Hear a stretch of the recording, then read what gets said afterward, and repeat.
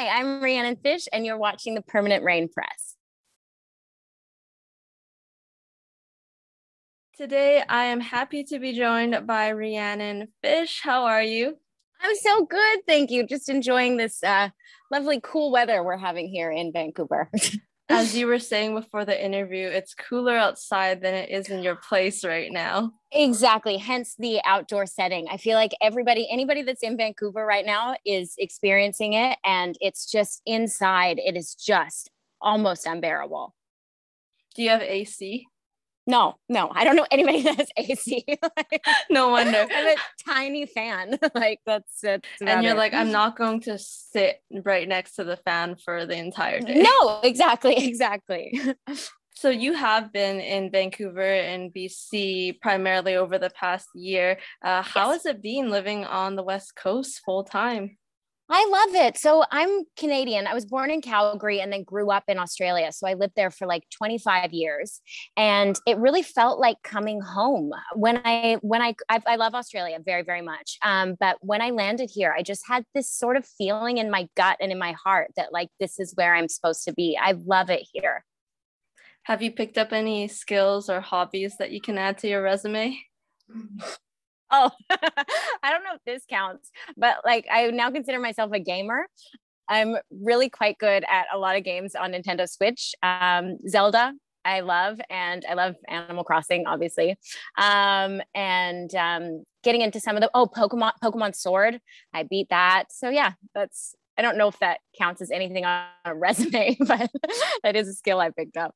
That is a new hobby. It's always fun to try new things. Exactly. And I feel like we all picked up a few things during COVID. Oh, sorry to cut you off. No worries. Yeah, especially like within that the Yes. first month or two, right? When we were kind of confined to our places. I mean, I wish I learned something more practical, like picked up another language or learned how to do something. But no, I finished Pokemon Sword.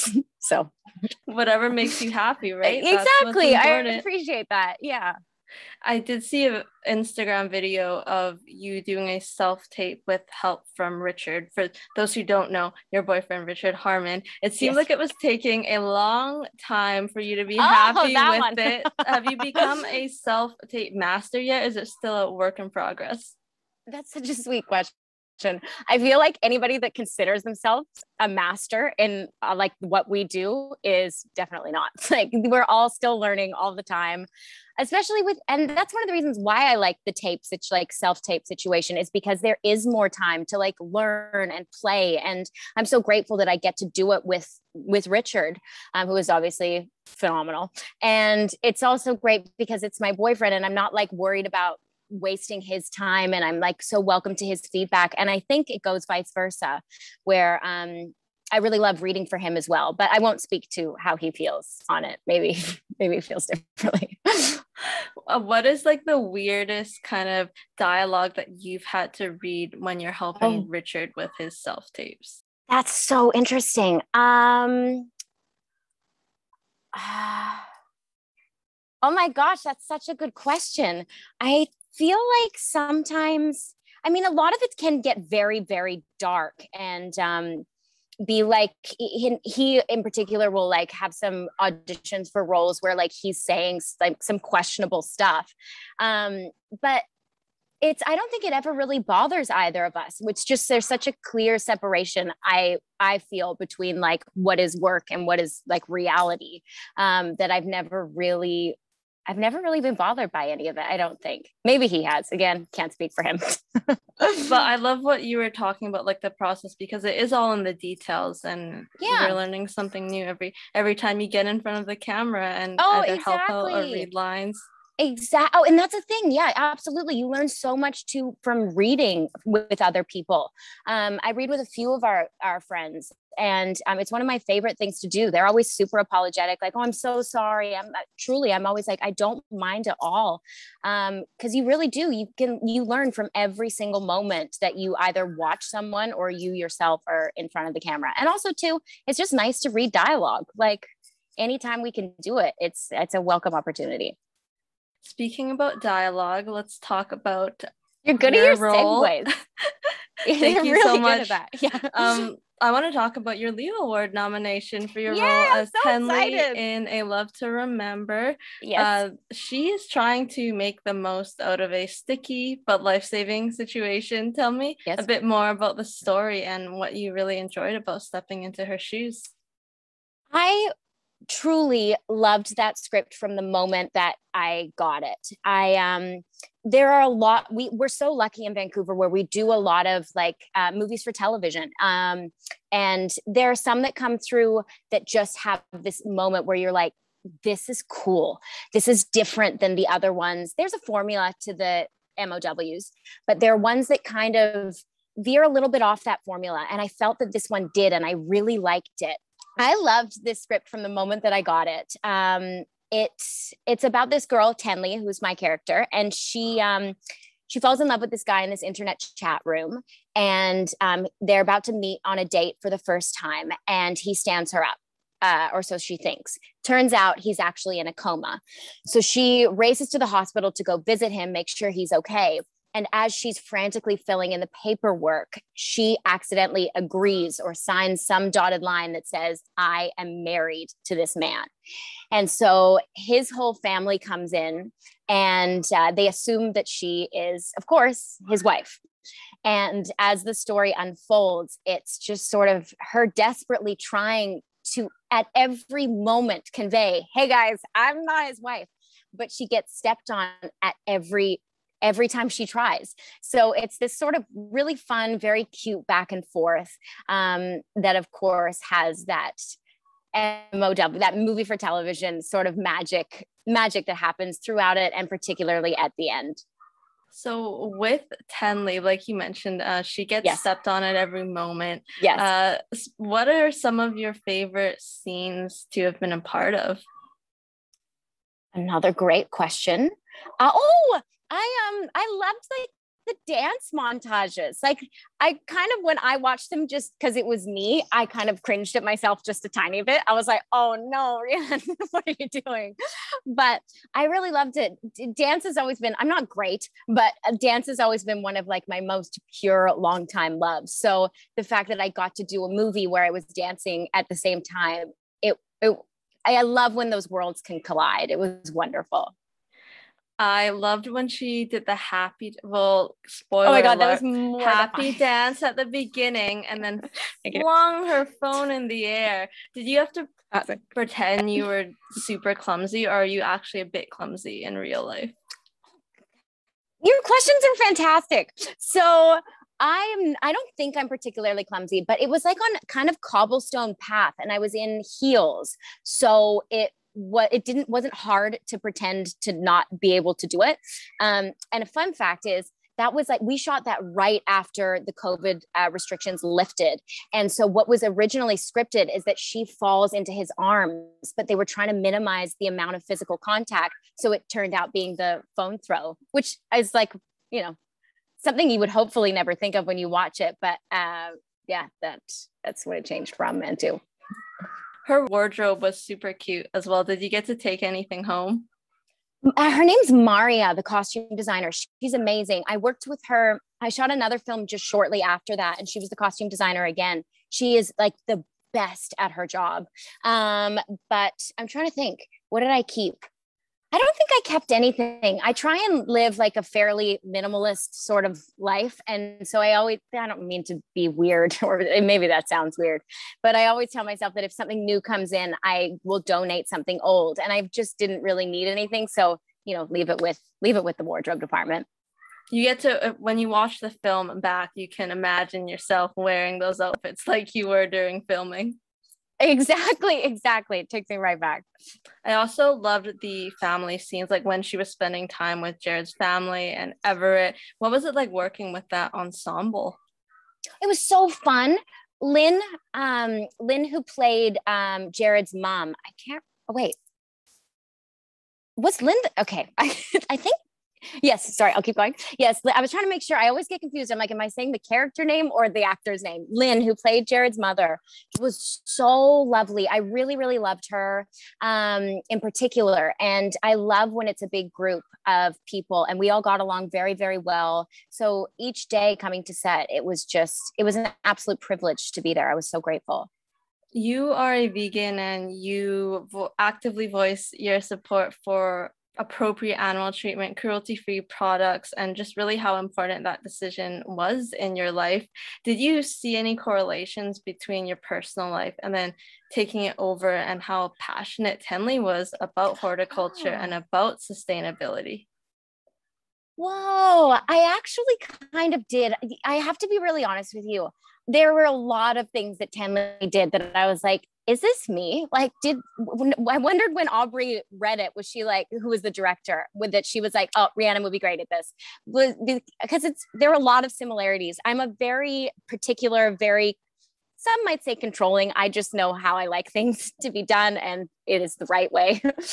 So that we definitely share. And her passion for all that stuff, I think we share in common. My dream is to play a vegan character moving forward. I think that I would really love to be able to use my voice I know I can use it on my own like social media platforms, but to be able to also use it in film and television, I would be over the moon. This is one step closer to that. Obviously, like when she's signing the petition, I'm sure that's something that you would actively do on the street as well. 100%. And I loved that too, because it was a fish. My last name's Fish. There were just so many things that were built into it. Yeah, I would absolutely sign a petition for saving the fish. Ultimately, what do you hope viewers take away from this movie? I hope that viewers, that is the magic of these, as these movies these movies for television or Hallmark movies, there's something about them that I really don't think should ever be overlooked. I think they really mean something to a lot of people. And so, and I think they mean something to people because they're very pure and sweet, and they're just about things that are good. And okay, and sometimes in life, especially with the last few years, things were and are continued. Just listen to the news any day. Things are very dark around the world all the time. And so to be able to offer any kind of escape where, if you put on a Hallmark movie, everything is always going to work out okay. And it's this sense of just relief and comfort that I hope that movie provides for people. Also, I thought it was kind of funny. I laughed a few times. So it was cute. And like you mentioned, all about the feel-good moments. Yes. Another project you were a part of, a bit darker, was The 100, where you starred as Antari. She was an interesting character, loyal, but a bit of a sadistic streak to her. This character and being a part of that show, what did it give you? Oh my gosh, that show gave me so much. At a very base level, it gave me so many wonderful people and friends in my life. It gave me my freaking boyfriend. I do wonder if we would have crossed paths without it, but you never know. And it gave me the opportunity to travel all around the world and to meet some of the most loyal, incredible, wonderful fans that I think any fandom possibly has. The show more than changed my life. I'm always so grateful for the opportunity. Do you and Richard ever talk about that one scene where she is being a bit controlling and dominant? Yes. I don't know if I'm allowed to say this, whatever. This is before we were dating. We kind of he might be mad at me. I don't know if you're watching now, Richard, sorry. But when it goes live, I know we're not live now. So we kind of texted back and forth for a long time, and until we actually started dating. And one of the times he messaged me, we were talking about that scene, and he actually said to me, and not in a inappropriate way whatsoever, he said that he actually really enjoyed filming that scene, and I did as well, because there was just sort of this innate trust that existed between us. Those are very high pressure situations. When there's any kind of like simulated nudity involved or sex scenes, it's very tense on set. You can feel it in the air because it has to be a safe space. And Richard and I both felt in that moment that it was so enjoyable because we both really trusted each other. So yeah, we have kind of talked about it, I guess, like, but in that context. Thank you for sharing that. I want to say, like you mentioned, having that trust, and like you obviously have to be so vulnerable in those moments. So I'm glad that you two are happy together now. Thank you. Unlike in that scene. But Yes. You mentioned meeting your fans. That you were at GalaxyCon in May, so not only getting to see familiar faces from the cast, but also the fans who have been with you, and maybe some of them you've met in person at past conventions. What were those interactions like? Oh, they're the best. I mean, I can't even remember what year I did that show, but there are fans that I remember meeting like very early on that still to this day, I'll do a convention. I'll do like one of the online COVID style ones.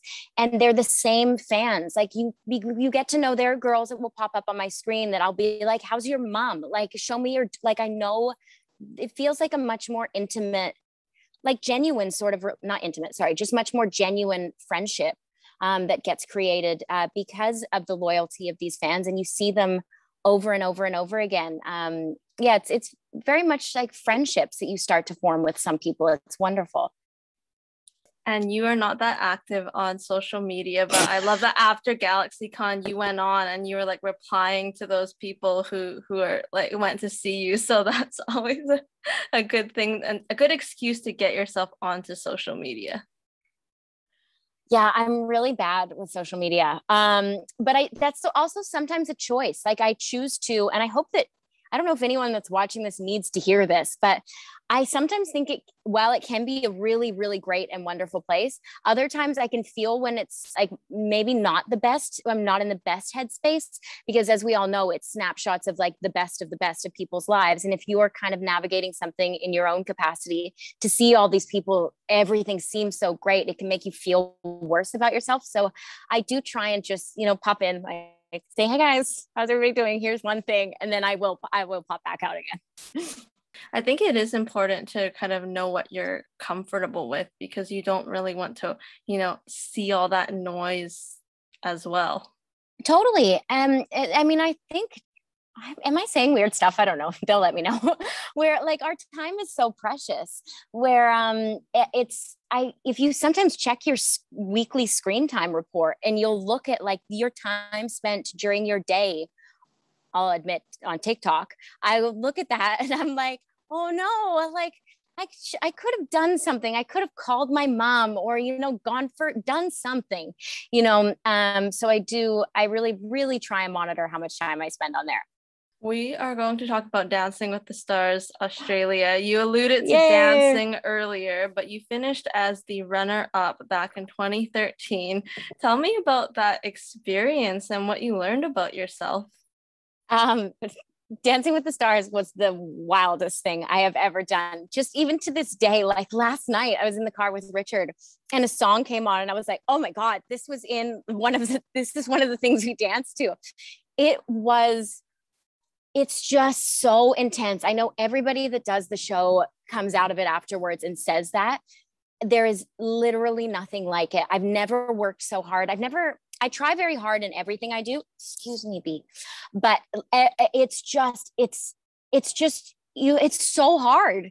And then of course, towards the end, you have to do multiple dances and there's group dances and it's just nonstop. Yeah, definitely hardest thing I've ever done. And at the same time, it was one of those things that for as long as I live, I will never, ever, ever forget how I will never, it was amazing. I loved it. Did you pull all-nighters at rehearsals? Oh my gosh, absolutely. Myself and my partner, Arik, he was wonderful. We would go until like 3, 4 a.m.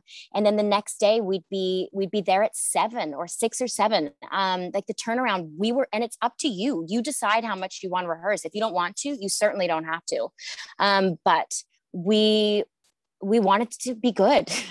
Even not so much necessarily win, but it's like anything I do. I really always want to step away from it and go, I gave it everything I had. So yeah, the hours were more insane than any film or television I have ever done.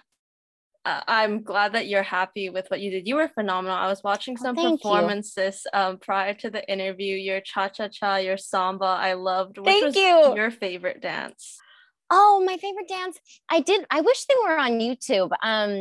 I think some of them are. Yeah. Some people upload like episodes in like kind of low quality, but it's still there. Exactly. It was so many years ago. So I don't know if YouTube was popping off as much. And it was also Australia. So I don't know if, whatever, or maybe nobody cares. But I did this dance. There's like a week where you get to dedicate a dance to a special moment in your life or a person. And I wanted to dance to Beauty and the Beast, Tale as Old as Time, and dedicate the dance to my dad, who, when I was little, he used to pick me up and dance around the living room listening to that song. And that song, for my whole life, every time I've ever heard it, it makes my heart like melt. And he was working in Russia at the time. He's an expat, so he's always lived away from us. And he flew in to watch this dance. And so for me to be able to stand there and dedicate it to him, and basically it was my small way of just like saying thank you for everything that he has done for me and my family. And to be able to do it with art, I think it's really magical. If you were asked to come back for some kind of all-star season, is that something you'd do? They just did an all-stars and they didn't ask me. I was with Richard, and I popped up on someone's social media, and I was like, babe, they're doing Dancing with the Stars Australia all-stars. And he was like, are you on it? And I was like, no. And then he was very kind. He said, well, then it's not all stars, is it? Which I thought was very lovely. They're lost. Thank you. You've continued to like do dancing, right? Like, I love that you have like little bits here and there. Have you been practicing though? Do you like ever go into like the waltz hold or something like that? I think sometimes like with dance, I think it never really leaves your body. Where the moment you hear like a specific type of music played, you remember your body just kind of feels it, and you never forget it. And I recently bought some kind of dance game on my Nintendo Switch, so that's where I'll be dancing moving forward until Dancing with the Stars invites me back. I think that's true. Like, I think because I watched the US version of it, and like every time there's like a certain quick step or like a Charleston or something like that, your mind probably just goes to like dance moves that you can do right then. 100%. Absolutely. And the people that they pair you with are elite dancers. And so you are having one-on-one coaching, just like drilling it into you all day, every day. So yeah, you absolutely remember the steps. It's like those jam-packed courses that they like cram into a small period of time. That's exactly what it is. Like, let's learn how to just like shove as much as we can at these people and just see how much they can possibly hold. Like, okay. Dancing with the Stars Australia, please invite Rhiannon back. Please, I'm begging you. Also, home and away, I'll come back. Can I have just stop back in for a visit at Summer Bay? Thank you. Or Dancing with the Stars US. I mean, I think I'm a long way off that. But maybe one day in my future, I would. I love it. Absolutely, I would do that. You have been doing a few more projects since A Love to Remember. I know on IMDb it's either in production or post-production. Are there any details you can share about what you've been working on? For sure. I did, right after I Love to Remember, I did another film with that same production company, which was really, I'm hoping that next year we'll be talking about that one. because it felt like, I think you can feel it when you're on set. You're like, oh, I think what we did here was cool. I'm excited for viewers to see this. Just that same beautiful, though, very happy Hallmarky kind of vibe. And then I did Aurora Tea Garden series, which was really cool, which was of course a little bit darker, which I loved. And then I did another, it sounds so flexy, is this weird? And then I did another Hallmark one, and then I just finished up on this one called Love on the Wings of Eagles. Love, or maybe that's going to change, I'm not sure. And it was with a different production company, and I've never done anything like it. They're going to try and pitch it to Netflix. I don't know, am I allowed to say that? I don't know, whatever, we'll see. Somebody might get mad at me. And so if I would just love to see that movie get out into the world. The director, her name is Lucy Guest, who is just an all-star. If we're talking all-stars, I'm in love with her. And the movie that we made, I think I'm hoping it gets out there, like far, please. Was that one filmed? So when you're filming these in BC, is it a lot of like outskirts of BC that you're filming at? Yeah, we shot that one in Squamish. I'm still new here, so I'm like trying to figure out where everything is. And it was just so freaking beautiful. And we had the privilege of working on some very sacred land. A lot of our story was it has a very strong Indigenous theme, and we worked with some wonderful Indigenous actors. Ray Thunderchild, I was swooning over this man. And so there were some places that were sort of very much felt like nobody had ever really been here. And so of course, when you step into a place like that, it was absolutely breathtaking. And I know that you're going to see a lot of that, obviously, in the film. Hopefully we get to see it sometime soon, and hopefully on Netflix. It was like a learning experience for the cast and crew as well. Now I have a wild card question for you. Okay, if you got to invent your own Willy Wonka's 3-course dinner chewing gum, what would it be comprised of?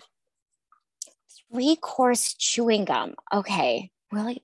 Okay, what is the gum? How does it work? I don't know Willy Wonka that well. Oh, you basically get 3 different, like maybe an appetizer, an entree, and a dessert, and it will be like all together in one gum. So oh my you can gosh, pick what goes into it. And it doesn't get nasty, like it separates it. Okay, so, course number 1. I love, and I eat this every single day, I love peanut butter and toast. That for breakfast, chef's kisses.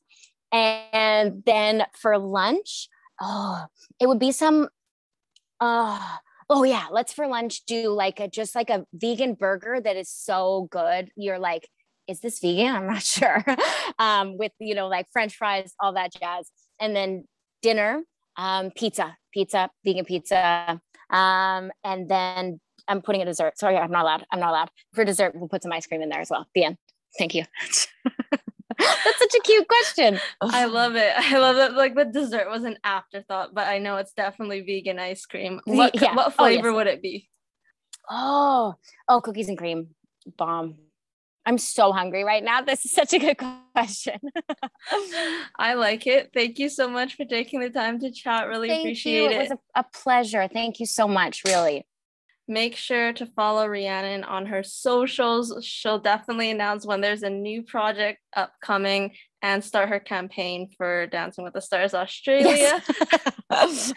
And we will see you next time. Bye. Bye. Thank you.